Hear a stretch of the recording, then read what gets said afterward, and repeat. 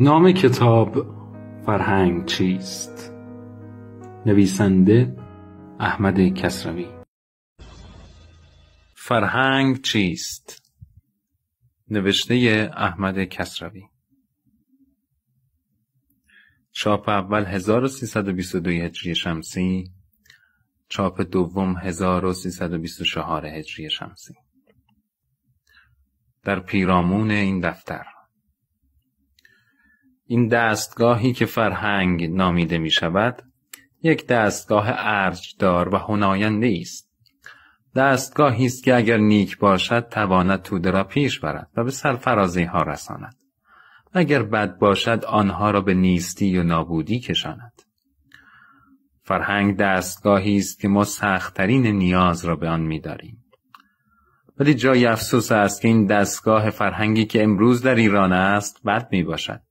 به این است زیانمند میباشد. به این معنی ما اگر سود آن را با زیانش بسنجیم، زیانش بیشتر در میآید. و دلیل این سخن چنان که در متن کتاب نیز نوشته شده آن است که ما اگر یک جوان دانشکده دیده را با یک روستایی کشاورز برابر یکدیگر گذاریم و آنان را از دیده شایندگی به زندگانی بسنجیم، بیگمان آن روستایی به زندگانی شاینده تر و به کشور و توده سودمندتر از این جوان فرهنگی می باشد. و مغز و نیروهای خدادادیش نیز درستتر از این است.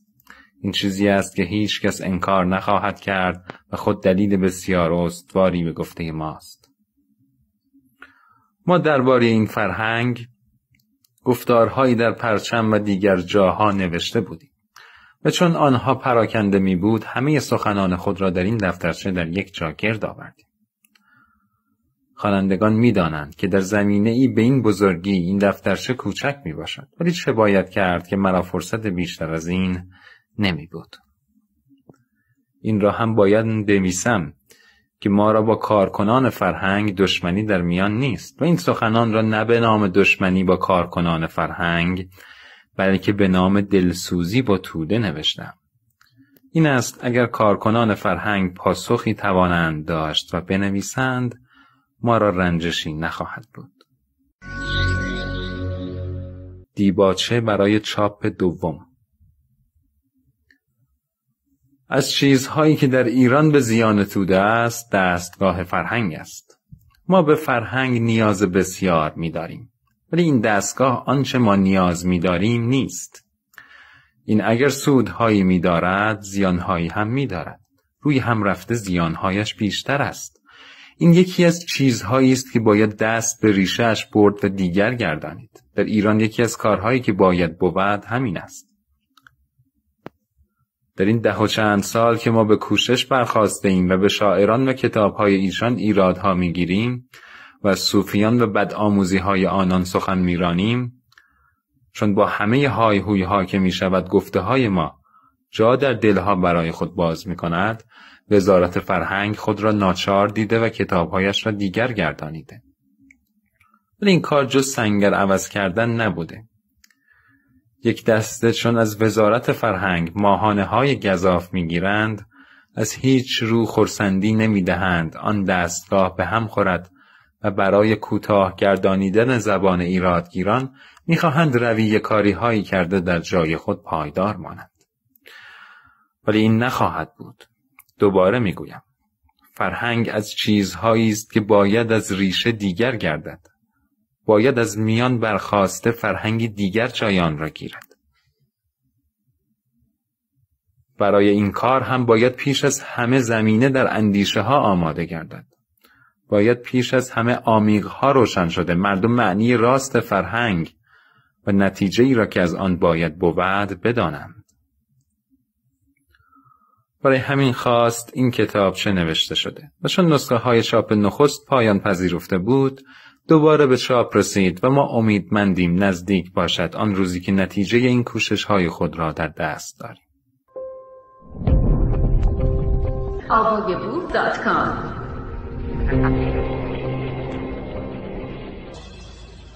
به نام پاک آفریننده جهان. ما در نوشته های خود بارها نام فرهنگ برده از آن ناخشنودی نمودیم. و اینک در اینجا همه سخنان خود را در آن باره می‌نویسیم. گفتار یکم، فرهنگ چیست؟ فرهنگ از کلمه هایی است که به زبان ها افتاده و امروز دستگاه بزرگی در کشور با این نام خوانده می شود. ولی معنای روشنی از آن در میان نیست. دیگران بمانند، شما اگر به وزارت فرهنگ روید و سران آن وزارتخانه را گرد آورید و یا استادان دانشگاه را فراهم نشانید و از آنان بپرسید فرهنگ چیست و برای چیست؟ چه چیز هاست که فرهنگ نامیده شود؟ چرا باید هر خاندانی فرزندان خود را به دبستان و دبیرستان فرستند؟ چرا باید جوانان درس خوانند؟ به هیچ یکی از این پرسش ها پاسخ درستی نخواهید شنید. بارها دیدم چون چنین پرسشی رفته شنونده در شگفت شده و پاسخ داده مگر معنی فرهنگ دانسته نیست؟ چون گفته شده اگر دانسته است شما هم بگویید درمانده و به خاموشی گراییده، و یا چنین گفته دیگران مگر فرهنگ ندارند، آنها چطور، ما هم همانطور. این بوده پاسخی که داده شده. راستی هم آن است که اینان چون شنیدند در میان دیگر توده ها وزارتی به نام فرهنگ هست، دبستان ها و دانشکده ها هست و درس هایی به بچگان و جوانان داده می شود، در اینجا نیز ماننده ای از آن را پدید آوردند بی آنکه نیک بیندیشند و معنی راست فرهنگ و نتیجه ای را که از آن باید گرفت بدانند و بفهمند، از روی بینش به کار پردازند. در آن میان برخی نیرنگ های بدخواهانه نیز در میان بوده و در پدید آوردن این فرهنگ کارگر افتاده است. این است ما خود باید فرهنگ را معنی کنیم و نتیجه ای را که از آن باید بود روشن گردد.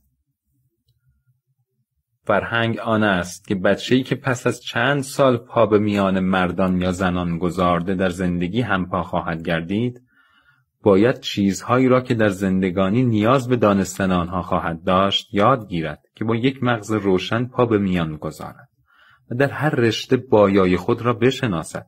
این است معنی فرهنگ. اکنون ببینیم چه چیزهاست که در زندگانی نیاز به دانستن آنها هست. یک فهرست کوتاهی از آنها یاد کنیم.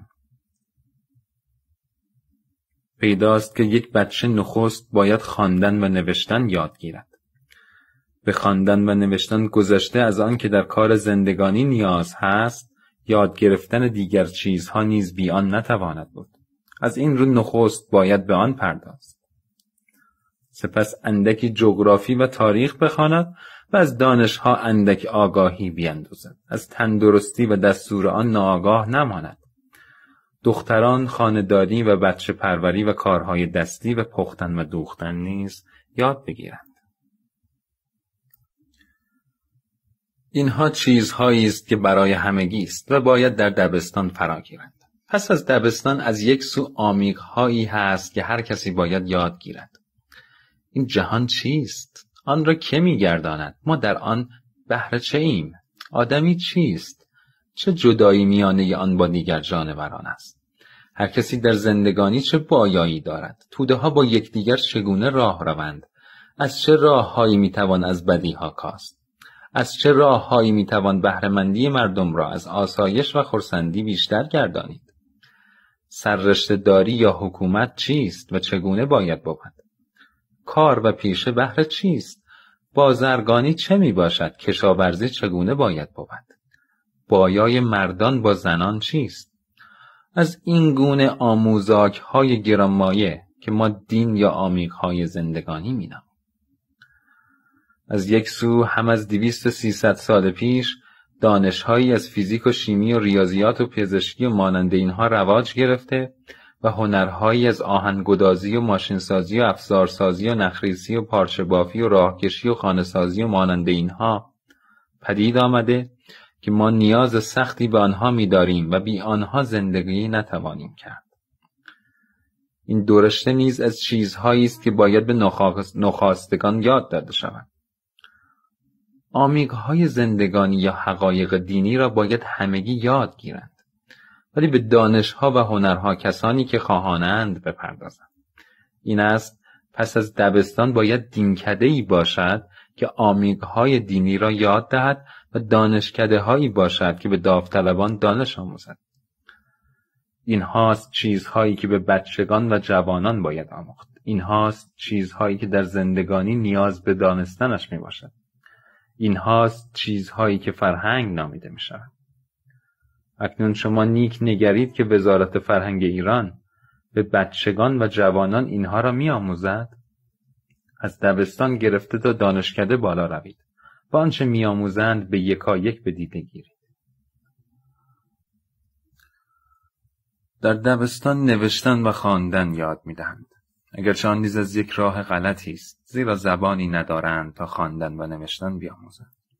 یک زبان ساخته بسیار بدی را زبان کلیله و دمنه برای خود برگزیدند و عمرهای بچگان را با یاد دادن املای کلمه‌های غلط عربی هدر می‌گردانند. با این حال ما ایراد نگرفته در این بخش خوشنودی و خرسندی می‌نماییم. از تاریخ و جغرافی و دانش‌ها نیز چیزهایی می‌آموزند. روی هم رفته در بخش آموزاک‌های دبستانی. اگر از شعرهای بیهوده یا زیانمند که می‌آموزند و سخنان سست و در همی که به نام اخلاق می‌گویند، از پندارهای پوچ یا خرافات که به عنوان دین یاد می‌دهند چشم پوشیم، ایراد بزرگی نمی‌دهد. در دبیرستان نه تنها 6 سال عمر پسران و دختران را هدر می‌گردانند، نیروهای خدادادی مغزی آنان را نیز از کار می‌اندازند. در اینجا کمی از دانش‌ها یاد می‌دهند که نیک است، لیکن 10 برابر آن سخنان بیهوده و زیانمند را در مغزهای ایشان می‌گنجانند. دبیرستان‌ها اگر سودش یکی باشد زیانش 10 است. این دبیرستان‌ها به یک بار فزونی است. زیرا یک پسر و یا دختر اگر سواد می‌خواهند آنچه در دبستان یاد گرفتند بس است. اگر دانشمندی می‌خواهند باید به دانشکده‌ها بروند. این دبیرستان در میانه فزونی است و دوباره می‌گوییم که بسیار زیانمند است.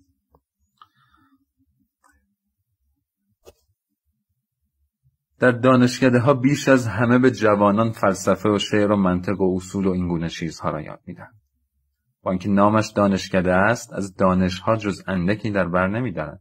وزارت فرهنگ ایران بایای خود می‌شمارد که آنچه را که از زمانهای گذشته بازمانده، از گفته‌های فیلسوفان یونانی، رشته‌های صوفیان، تنیده‌های خراباتیان، ساخته‌های ملایان و دیگران زنده نگه دارد و نگذارد از میان برود.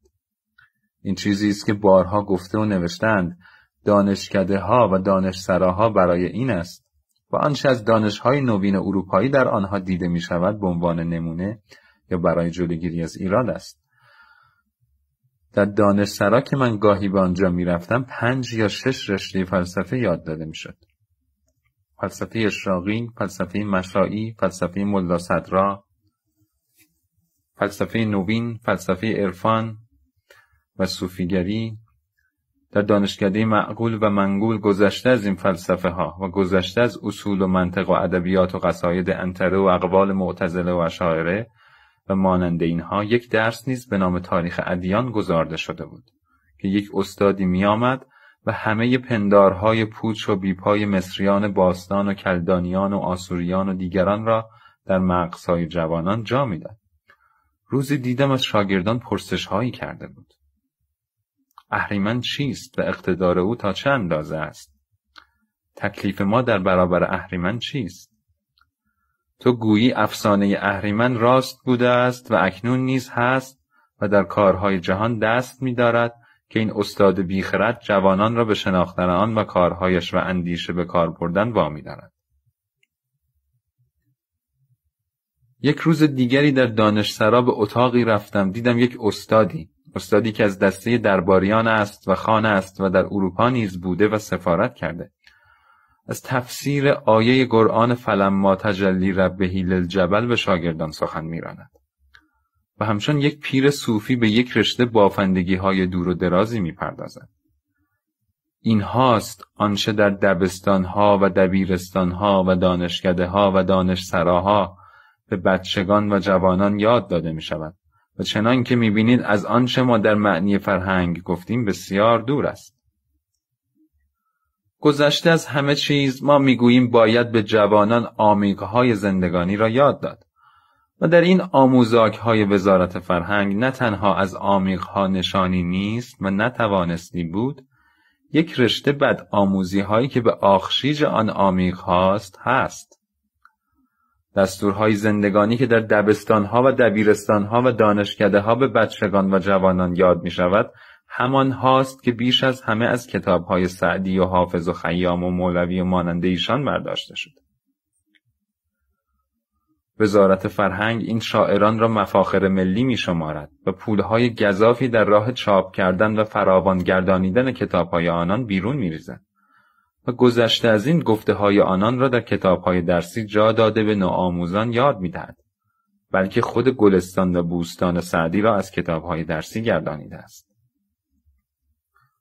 آن حافظی که به جهان به این بزرگی و شگفتی ارج نگذارده با یک بی‌باکی می سراید: جهان و هر چه در او هست هیچ در هیچ است. 1000 بار من این نکته کردم تحقیق. آن حافظی که از کار و کوشش به نتیجه‌ای باور نمی داشته و آشکاره می گوید: بر عمل تکیه مکن خواجه که در روز ازل تو چه دانی قلم صنع به نامت چه نوشت. آن حافظی که گدایی و سر راهنشینی را می ستاید و بیشرمانه چنین می گوید: به خواری منگر ای منعم ضعیفان و فقیران را که صدر مسند عزت گدای رهنشین دارد. آن حافظی که پیاپی دم از سرنوشت و بخت و قضا و قدر می زند و در برابر پستی ها و ناپاکی های خود دست به دامن جبریگدی زده می سراید: آیین تقوا ما نیز داریم، لیکن چه چاره با بخت گمراه. آن سعدی که 100 بدآموزی را در هم آمیخته و آشکار داستان ناپاکی های خود را به رشته نوشتن کشیده. آن سعدی که کالایش گدایی و چاپلوسی و گزافه‌گویی و بیکاری و یاوه‌سرایی بوده است. آن سعدی که من از آوردن گفته های او در اینجا شرم می کنم.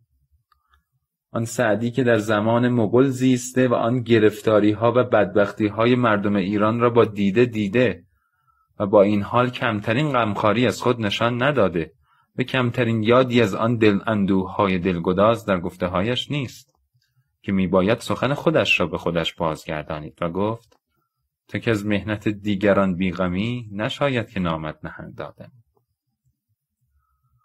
آن سعدی که سال 656 را که تاریخ کشتار بغداد و عراق است سال خوشی خود شمرده میگوید: در آن مدت که ما را وقت خوش بود ز هجرت 656 بود.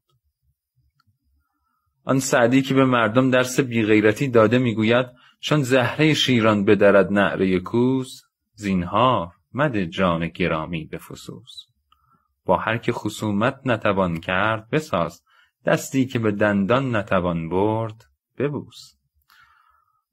آن خیامی که با 100 پافشاری مردم را به مستی و باده‌خواری می‌خواند و میگوید: می خوردن و مست بودن آیین من است، فارغ بودن ز کفر و دین من است.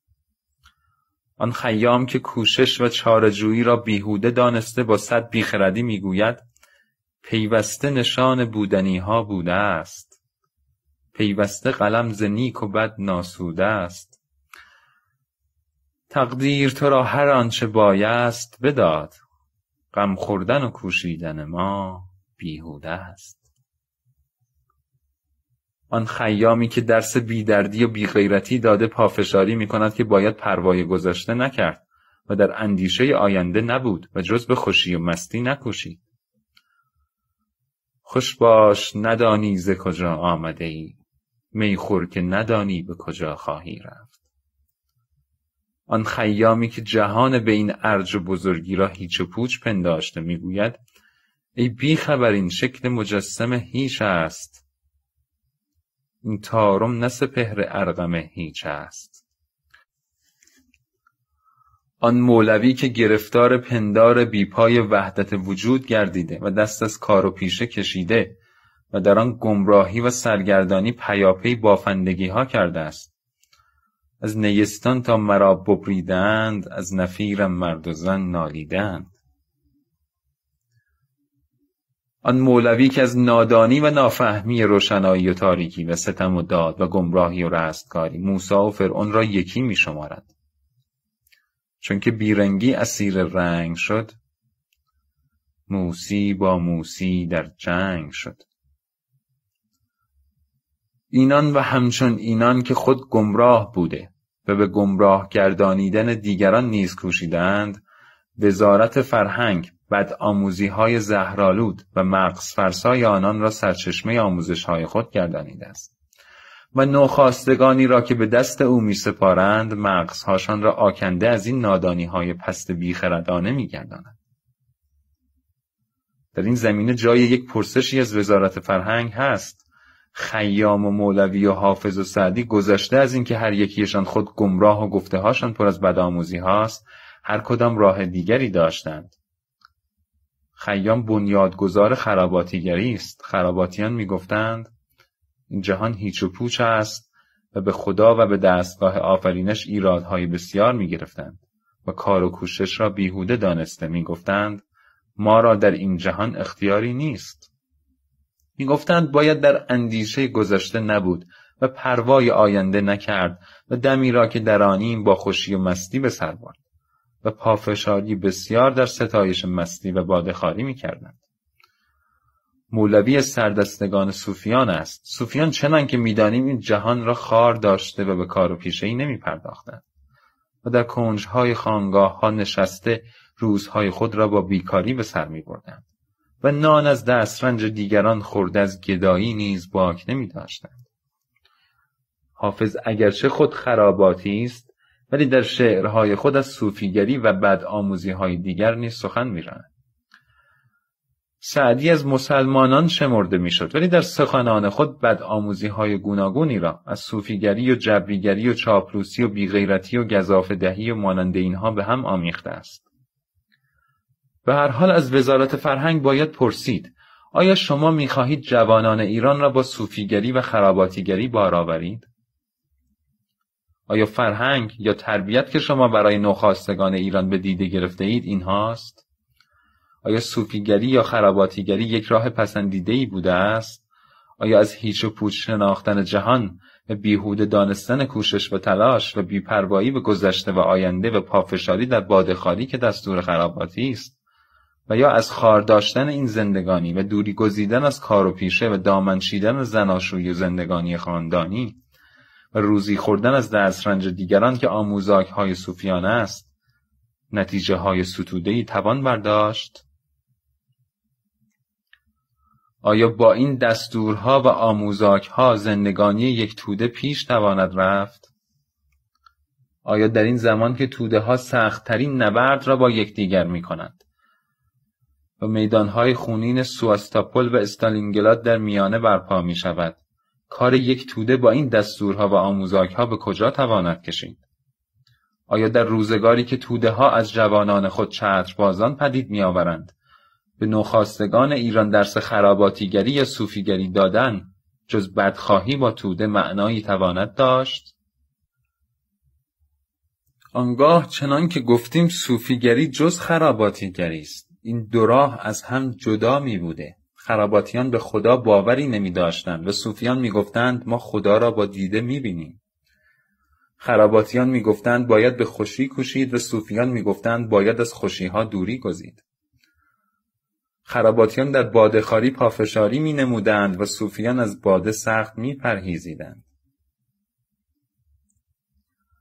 آری در بی‌پروایی به زندگانی و در تنبلی و سستی و بیغیرتی دو دسته یکی بودند. با این حال صوفیان جز خراباتیان و خراباتیان جز صوفیان بودند و باید از وزارت فرهنگ بپرسیم چگونه آن دو را به هم آمیخته، چگونه هر دو را به شاگردان یاد می‌دهد. میدانم پاسخ داده خواهند گفت ما نمی‌خواهیم جوانان را با صوفیگری بار آوریم. نمی‌خواهیم آنان همه گفته‌های خیام و مولوی و حافظ و سعدی را یاد گیرند. ما تنها سخنان سودمند آن شاعران را که پند و اندرزه است برگزیده به شاگردان درس می‌دهیم. بیگمان به چنین پاسخی خواهند برخاست، لیکن این پاسخ دروغ و از چند راه بیجاست. نخست ما می‌پرسیم آیا خیام و حافظ با آن اندیشه‌های زهرآلود خراباتیگری و مولوی با آن گمراهی‌های سراپا صوفیگری و سعدی با آن درهمگویی‌های زیانمند و با آن بیشرمی‌های باب پنجم گلستانش کسان نیک و بزرگ می بودند یا مردان پست و بی‌ارج؟ اگر میگویید کسان نیک و بزرگ می بودند، این خود نافهمی بزرگی از شماست. آری، نافهمی بزرگی است که کسانی را با آن گمراهی ها و نادانی ها نیک و بزرگ شمارید. آیا این از نیکی و بزرگی کسی است که جهان را هیچ و پوچ شمارد و کوشش و کار را بیهوده داند و به مردم درس تنبلی و سستی و مستی دهد؟ آیا از نیکی و بزرگی کسی است که زندگانی را خار گیرد و بیکاری و تنبلی و گوشه‌گیری و مفتخواری را نیک شمارد؟ آیا از نیکی و بزرگی کسی است که هر چه شنیده راست و کج به رشته شعر کشد و برای تردامنی و بیناموسی بابی در کتابش باز کند؟ ما نمی‌دانیم شما بزرگی و نیکی را به چه معنی می‌گیرید که کسانی را با این همه گمراهی‌ها و بدی‌ها نیک و بزرگ می‌شمارید. اگر می‌گویید آنان مردان پست و بی‌ارج بودند، پس آن همه ستایش‌ها برای چیست؟ چرا گوش‌های جوانان را پر از نام‌های آنان می‌گردانید؟ چرا کتاب‌های آنان را پیاپی چاپ کرده در میان مردم می‌پراکنید؟ چرا آنان را مفاخر ملی می‌نامید؟ با این رفتارتان اگر مردم شما را بدخواهان این کشور شناسند، آیا بجا نبوده؟ آیا این کارهای شما جز بدخواهی و دشمنی با توده و کشور نام دیگری تواند داشت؟ اگر خواست شما صوفی یا خراباتی گردانیدن مردم نیست، یا بهتر گویم نمیخواهید گفته های زهرآلود صوفیان و خراباتیان در مغزهای جوانان جا داده خونهای آنها را از جوش بیندازید، پس برای چیست که این همه کتابهای آنان را چاپ کرده در میان مردم میپراکنید؟ برای چیست که وزارت فرهنگ سالانه پول گزافی در این راه بیرون میریزد؟ کوتاه سخن، از دو حال بیرون نیست. شما یا گمراهی و نادانی خیام و حافظ و مولوی و سعدی و دیگر مانندگان اینان را میدانید و از زیان بدآموزی‌های زهرآلودشان آگاهید، و یا نمیدانید و آگاه نمیباشید. اگر آن یکی است، بی پروا باید گفت به کندن ریشه توده خود میکشید، و اگر این یکی است، باید پوشیده نداشت که بسیار نافهمید. و به هر دو حال این که میگویید ما تنها سخنان سودمند آن شاعران را که پند اندرز است برگزیده به شاگردان یاد میدهیم، دروغ و بی‌پاست. از هر چیزی میگذریم. به آن چه گوییم که وزارت فرهنگ گلستان سعدی را یکی از کتاب‌های درسی گردانیده؟ به آن چه گوییم که وزارت فرهنگی که باید به جوانان و نوخاستگان پاکدامنی آموزد و آنان را از هر لغزشی دور دارد، کتاب گلستان را در باب 5 به دست آنان می‌دهد؟ دوم، در گفته‌های خیام و حافظ و مولوی چه سخن سودمندی توان یافت؟ کدام پند یا اندرز در میان آنها هست؟ آنچه حافظ و خیام است همه گفته‌هاشان در زمینه ستایش باده و پافشاری در جبریگری و خردگیری به آفریدگار و نکوهش به خرد و دانش و کشاکش و بدگویی با زاهدان و صوفیان و مانند این هاست. حافظ چون خواستش بیش از همه غزل ساختن و قافیه بافتن می بوده، بیشتر شعرهایش به یک بار بی‌معنی است. آری، شما چیزهایی را نیک می شمارید، ولی آنها نیز بد است و شما نمی فهمید. شعر پایین را از شاهکارهای حافظ می شمارد. من اگر نیکم اگر بد، تو برو خود را باش که گناه دگری بر تو نخواهند نوشت. ولی آیا این سخن نیک است؟ در زندگانی توده‌ای که همه با هم می‌دارند و نیک و بد هر کس با دیگران به هم بسته است، یکی را سزد گفت من اگر نیکم اگر بد، تو برو خود را باش؟ همچنین شعر پایین از گفته‌های برگزیده حافظ شمرده می‌شود. غلام همت آنم که زیر چرخ کبود، ز هر چه رنگ تعلق پذیرد آزاد است. لیکن شما نیک اندیشید که اگر کسی از هر علاقه‌ای خود را آزاد گرداند، زن نگیرد، فرزند ندارد، خانه نسازد، رخت نپوشد، در پی روزی نباشد، چه تواند بود و چه حالی تواند یافت؟ آیا جز یک دیوانه لخت و گلخن خواب و دریوزه گردی تواند بود؟ آنچه مولوی است همه گفته های او در زمینه وحدت وجود است و جز بافندگی های صوفیانه نمی باشد. آن داستان ها و افسانه ها که سروده همه از این باره می باشد و من نمیدانم کدام پند یا اندرزی در آنهاست. آری، در میان گفته های سعدی پندها و اندرزهایی هست، ولی بسیاری از آنها نیز نیک می نماید و خود بد است. مثلا شعر پایین: استاد معلم چو بود کم آزار، خرسک بازند کودکان در بازار. یا شعر پایین: قرار در کف آزادگان نگیرد مال، چون صبر در دل عاشق چو آب در غربال.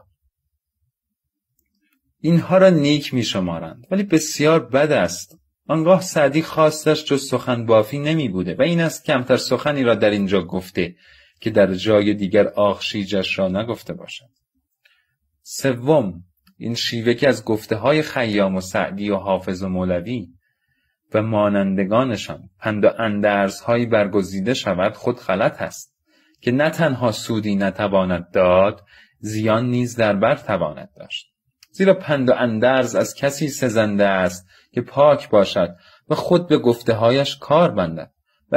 اگر شما مطربی برای رقاصی بیاورید و او نیز در میان جست و خیزهایش سخنان پندآمیز سراید، گدایی که به دم در میآید او هم زبان به اندرز میگشاید.